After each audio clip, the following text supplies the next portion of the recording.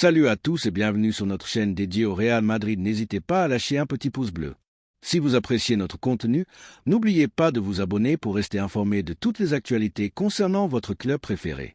Notre objectif est d'atteindre 1000 abonnés pour la chaîne. Nous comptons sur vous pour atteindre notre objectif et pour prouver que nous sommes une vraie communauté, et abonnez-vous pour atteindre cet objectif rapidement.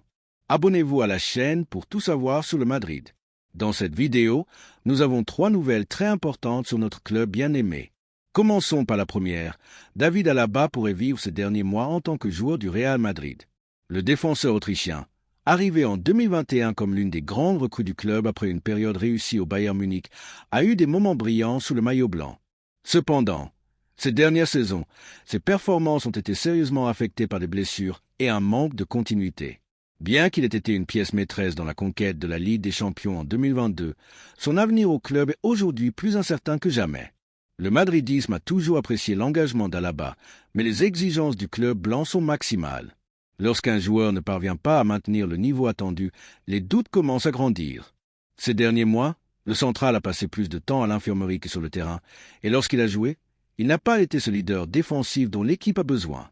La patience de la direction commence à s'épuiser, et Florentino Pérez envisage sérieusement la possibilité de vendre le joueur lors du prochain mercato estival. Le point de basculement pourrait avoir été atteint lors du récent match de Coupe du Roi contre la Real Sociedad. Dans une nuit à oublier, Alaba s'est involontairement retrouvé sous les projecteurs en marquant 2 buts contre son camp. Un épisode difficile à digérer pour n'importe quel footballeur, mais qui, dans un club comme le Real Madrid, où chaque erreur est analysée en détail, peut avoir des conséquences importantes. Cette mauvaise performance n'a fait que renforcer le sentiment que le cycle de l'Autrichien au Bernabéu touche à sa fin. Depuis la direction sportive, la position est claire. Si une offre intéressante arrive, le club serait prêt à négocier son départ. À 32 ans, Alaba a encore un marché en Europe et des équipes de la Bundesliga et de la Premier League pourraient être intéressées par ses services. De plus, son salaire est l'un des plus élevés du vestiaire et sa vente potentielle permettrait au Madrid de libérer de la masse salariale et de consacrer ses ressources au renouvellement de l'effectif. L'un des principaux noms qui circulent comme renfort potentiel pour la défense blanche est Dean Huijsen, le jeune central de la Juventus actuellement prêté à Bournemouth. Ses performances ont impressionné et il correspond parfaitement au profil recherché par le club, jeune, avec un grand potentiel et une relance propre. L'idée de recruter Huijsen gagne en force à Valdebebas, mais pour cela, il est nécessaire de faire de la place dans l'effectif. Le Real Madrid est en plein processus de renouvellement dans plusieurs lignes du terrain et la défense ne fait pas exception. Avec Antonio Rudiger consolidé comme leader de la charnière centrale et Eder Militao prêt à revenir après sa blessure, la concurrence pour une place sera féroce. La possible arrivée d'un nouveau central rend la continuité d'Alaba encore plus compliquée. Bien qu'il ait démontré être un joueur polyvalent capable d'évoluer comme central et arrière-gauche, son état physique et l'émergence de nouvelles options tactiques ont réduit son rôle au sein de l'équipe. Dans une équipe où les exigences sont maximales et où chaque saison se bat pour tous les titres, la continuité des joueurs qui ne peuvent pas performer au plus haut niveau est une question que la direction doit analyser froidement. Le Real Madrid a toujours été un club qui prend des décisions en regardant vers l'avenir. Dans ce contexte, la possible sortie d'Alaba permettrait non seulement de libérer de la place dans l'effectif, mais aussi de faire place à de nouvelles promesses qui pourraient marquer une ère dans la défense de l'équipe. Florentino Pérez, connu pour sa capacité à gérer les grands changements au sein du club, semble décidé à prendre une décision qui bénéficiera au projet à long terme. Bien sûr, on ne peut pas oublier l'importance qu'a eue Alaba lors de sa première saison au club. Son arrivée en tant qu'agent libre a été vue comme un véritable succès, et sa capacité à s'adapter rapidement au style de jeu du Madrid lui a permis de gagner l'affection des supporters. Son but en finale de la Supercoupe d'Espagne et son leadership en défense ont été des moments clés qui l'ont transformé en référence. Cependant, dans le football, il n'y a pas de place pour la nostalgie, et ce qui compte vraiment, ce sont les performances présentes et futures. Que pense la famille madrilène? Le Madrid doit-il donner une dernière chance à Alaba, ou est-il temps de laisser place à une nouvelle génération de défenseurs? Son expérience et son leadership ont été cruciaux dans des moments importants, mais les exigences du club sont très élevées et la nécessité de maintenir une équipe compétitive rend les décisions difficiles inévitables. L'avenir d'Alaba semble de plus en plus éloigné du Santiago Bernabéu, et si la direction trouve une offre satisfaisante, son passage au club blanc pourrait prendre fin l'été prochain. Pendant ce temps, le Madrid continue de planifier l'avenir, toujours avec l'objectif de continuer à dominer l'Europe et le monde. Les prochains mois seront déterminants pour définir ce qu'il adviendra du central autrichien. Avec la saison avançant et l'équipe luttant pour les titres les plus importants, les exigences seront maximales et la concurrence au sein de l'effectif augmentera. Si Alaba parvient à retrouver sa meilleure version, il pourrait tenter de se faire une place dans l'équipe de la saison prochaine. Mais si ses problèmes physiques persistent et que ses performances ne s'améliorent pas, son départ sera inévitable. En définitive, la décision finale dépendra de nombreux facteurs.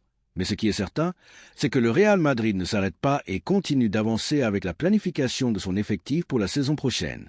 Les supporters madrilènes attendent avec impatience les mouvements de la direction, sachant que chaque décision est orientée vers le maintien du club dans l'élite du football mondial.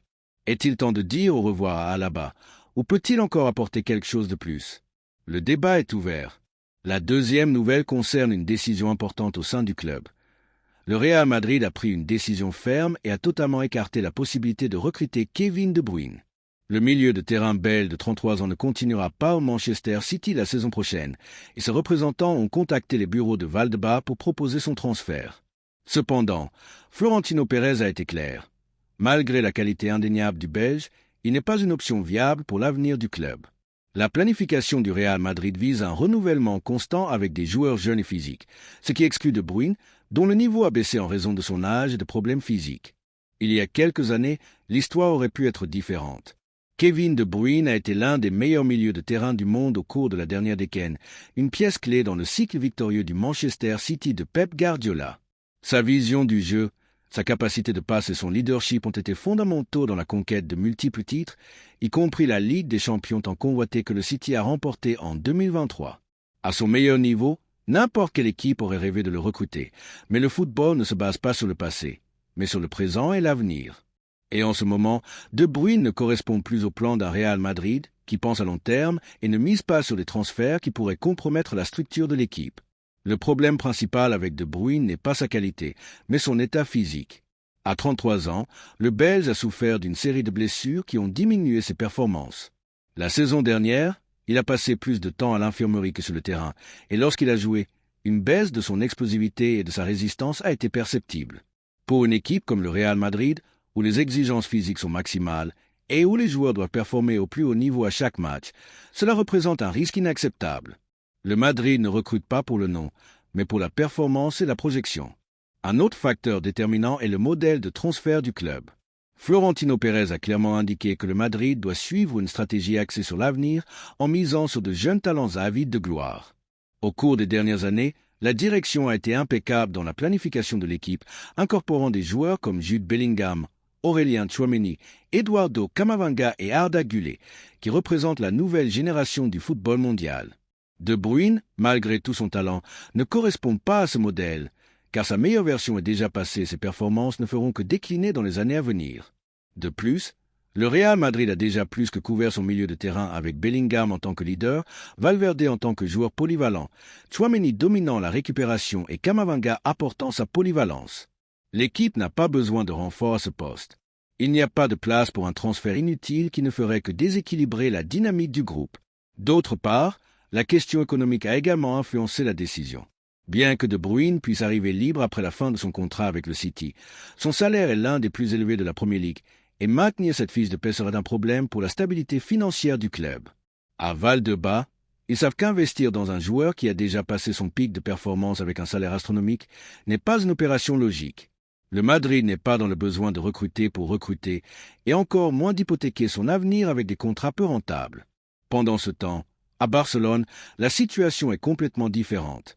Là-bas, tout joueur qui devient libre est vu comme une opportunité en or, car leur crise financière les empêche de réaliser de grands transferts. Il ne serait pas surprenant que le club blaugrana tente de convaincre De Bruyne de les rejoindre, comme ils l'ont fait avec des joueurs comme Lewandowski, Gundogan et d'autres vétérans. Cependant, la différence entre les deux clubs est claire. Tandis que le Madrid planifie avec intelligence et vision d'avenir, le Barcelone continue de chercher des solutions temporaires pour tenter de rester compétitif. Que pense la famille madrilène? Croyez-vous que le club a pris la bonne décision en écartant De Bruyne? La réalité est que le Madrid n'a pas besoin de noms ronflants pour continuer à être la meilleure équipe du monde. L'effectif est bien structuré et compte parmi les meilleurs jeunes talents de la planète. Des transferts comme celui de Endrick, qui arrivera en 2024, et l'incorporation de Kylian Mbappé ont encore renforcé l'idée que le club blanc ne s'arrête pas dans sa quête de l'excellence. Tandis que d'autres équipes sont obligées de recruter par nécessité, le Madrid sélectionne avec une précision chirurgicale ses renforts. C'est pourquoi le club continue de dominer le football européen et continuera de le faire dans les années à venir. La décision d'écarter De Bruyne n'est pas un rejet de sa qualité, mais une démonstration que le Madrid a une vision claire de son avenir. Il ne s'agit pas de vivre dans le passé, mais de construire l'avenir, et l'avenir du Madrid est assuré avec une génération de jeunes étoiles qui mèneront le club à continuer à faire l'histoire. La troisième nouvelle concerne un transfert imminent. Le Real Madrid continue d'avancer à grands pas dans son intention de recruter Julián Álvarez. L'attaquant argentin, après un passage peu satisfaisant à l'Atlético de Madrid, a décidé qu'il était temps de franchir un cap définitif dans sa carrière, de porter le maillot du plus grand club du monde. Depuis plusieurs semaines, l'opération prend forme, et bien que les Colchoneros aient tenté de freiner le départ de leur attaquant vedette, le désir du joueur de rejoindre la discipline merengue a fait pencher la balance en faveur du Madrid. Maintenant, avec les négociations à un stade avancé, l'arrivée de Julián au Santiago Bernabéu semble de plus en plus imminente. Depuis son arrivée à l'Atlético de Madrid, Julián Álvarez a montré des éclairs de sa qualité, mais il a également souffert des limitations d'une équipe qui, historiquement, n'a pas su tirer le meilleur parti des attaquants talentueux. La philosophie de jeu de Diego Simeone, basée sur le sacrifice défensif et l'organisation tactique, ne permet pas toujours aux joueurs offensifs de briller avec liberté. Bien que l'entraîneur argentin ait tenté de convaincre Julián que son projet était le bon pour lui, le joueur a compris que son plafond footballistique était au-delà du Metropolitano et que le meilleur endroit pour exploiter son talent était le Real Madrid. L'intérêt du Madrid pour Julián n'est pas nouveau. Dans le passé, le club blanc avait déjà suivi de près son évolution, et après son grand passage à River Plate et son explosion au Manchester City, il est devenu un joueur à surveiller. Cependant, son transfert à l'Atlético a été une surprise pour beaucoup, car on s'attendait à ce que sa destination soit un club avec de plus grandes aspirations. Maintenant, avec l'opportunité de rectifier cette décision, l'attaquant voit dans le Madrid le cadre parfait pour démontrer sa valeur et se battre pour tous les titres. Pour faciliter son arrivée, le Real Madrid est prêt à inclure dans l'opération les droits sur Nico Paz, le talentueux milieu de terrain argentin qui brille actuellement en Serie A. Bien que Nico soit un joueur avec un avenir prometteur, l'énorme concurrence au milieu de terrain blanc rend son retour compliqué. Avec des figures comme Jude Bellingham, Eduardo Camavinga, Aurélien Tchouaméni et Federico Valverde se consolidant comme piliers de l'équipe, les opportunités pour Nico au Madrid seraient limitées. Par conséquent, céder ses droits à l'Atlético permettrait de conclure l'opération sans un grand débours économique et de s'assurer l'arrivée d'un attaquant qui, lui, aurait un rôle immédiat dans l'équipe. À Valdebebas, l'opération est vue d'un très bon œil.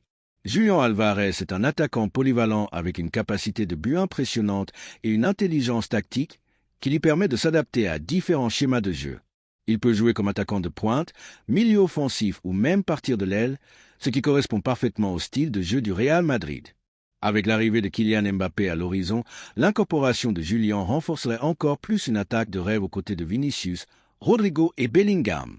Mais au-delà des aspects sportifs, cette opération a également une grande signification symbolique. Le Real Madrid démontre une fois de plus qu'il est la destination rêvée des meilleurs joueurs du monde. Julián Álvarez a compris que s'il veut inscrire son nom dans l'histoire du football, il n'y a pas de meilleur endroit pour le faire que le Santiago Bernabéu. Pendant ce temps, l'Atlético de Madrid se retrouve une fois de plus en position de second couteau, perdant l'une de ses étoiles parce qu'au final, il ne peut pas rivaliser avec la grandeur du club blanc. Et cela nous amène à une question pour la famille madrilène. Que pensez-vous de la possible arrivée de Julián Álvarez? Sa qualité est indéniable, sa fin de titre est évidente, et son intégration dans l'équipe semble idéale. De plus, il s'agit d'un joueur avec un profil parfait pour le Madrid, jeune, avec une marge de progression, mais déjà avec une expérience dans l'élite et un palmarès qui inclut une Coupe du Monde avec l'Argentine. Est-ce le transfert dont l'équipe a besoin pour continuer à dominer en Espagne et en Europe? D'un autre côté, nous ne pouvons pas nous empêcher de nous adresser aux Colchoneros. Comment vous sentez-vous en voyant l'un de vos meilleurs joueurs préférés partir chez l'éternel rival? Il est curieux de constater qu'en dépit de tous les efforts de Simeone pour convaincre ses joueurs que l'Atlético est un club d'élite, la réalité finit toujours par s'imposer. Lorsqu'un footballeur a l'opportunité de choisir, il choisit le Real Madrid. Cela s'est produit avec Thibaut Courtois, avec Marcos Llorente, bien que dans la direction opposée, et maintenant tout indique que cela se produira avec Julián Álvarez. La presse en Argentine, quant à elle, est ravie de la possibilité de voir Julián au Madrid. La majorité des médias albicelestes ont exprimé leur soutien à ce mouvement, arguant que l'attaquant a besoin d'être dans un club qui lui permet d'exploiter au maximum son potentiel. De plus, l'idée de le voir jouer dans la même équipe que Vinicius et éventuellement Mbappé enthousiasme les supporters argentins qui veulent voir leurs compatriotes dans un environnement gagnant et compétitif. À mesure que les négociations avancent, tout semble indiquer que le dénouement sera positif pour le Madrid. Florentino Pérez a une fois de plus démontré sa capacité à gérer les temps du marché des transferts, s'assurant que le club réalise les meilleures incorporations, sans compromettre sa stabilité économique. Et dans ce cas, l'opération pour Julián Álvarez est un coup de maître. On renforce l'attaque avec un joueur de premier niveau sans réaliser une dépense excessive. Et en même temps, on conclut une opération qui réaffirme la supériorité du Madrid sur l'Atlético. L'avenir de Julián Álvarez semble de plus en plus clair et tout indique que sa prochaine destination sera le Santiago Bernabéu. Si rien ne se complique dans les prochaines semaines, l'attaquant argentin aura l'opportunité de réaliser son rêve et de porter le maillot blanc, un honneur que seuls les meilleurs peuvent avoir. Il ne reste plus qu'à attendre l'annonce officielle et voir comment il s'adapte à sa nouvelle équipe. Pendant ce temps, les supporters madrilènes peuvent commencer à rêver de voir un nouveau crack rejoindre l'effectif en vue de la saison prochaine. Merci d'avoir regardé cette vidéo et j'espère que cette vidéo vous a plu. N'hésitez pas à lâcher un petit pouce bleu, vous abonner à la chaîne et à activer la cloche pour ne rien manquer des prochaines vidéos. On se retrouve demain avec plus d'informations. Passez une bonne journée et à la prochaine. Ciao!